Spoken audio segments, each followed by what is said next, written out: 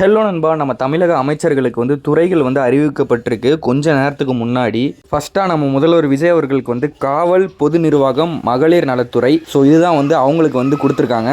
அடுத்ததாக கட்சியோட பொதுச்செயலாளர் புஷியானந்த் அவர்களுக்கு ஊரக வளர்ச்சித்துறை கொடுத்துருக்காங்க.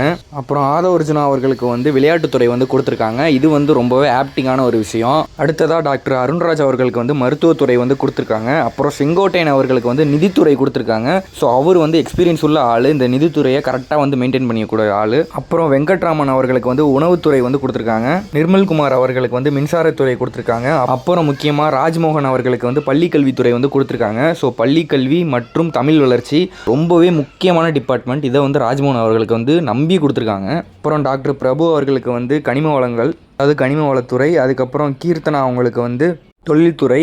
இதுதான் இப்போதைக்கு கொடுத்துருக்க அமைச்சர்கள் பட்டியல். ஸோ இவங்களுக்கெல்லாம் இப்போதைக்கு இந்த துறைகள்லாம் அறிவிச்சிருக்காங்க. பார்ப்போம் இதுக்கப்புறம் இவங்க எப்படி இதில் செயல்பட போகிறாங்கன்னு. நம்ம விஜய் அவர்கள் கரெக்டாக செயல்பட வைப்பார். வீடியோவுக்கு ஷேர் பண்ணி விடுங்க. தேங்க்யூ நண்பா.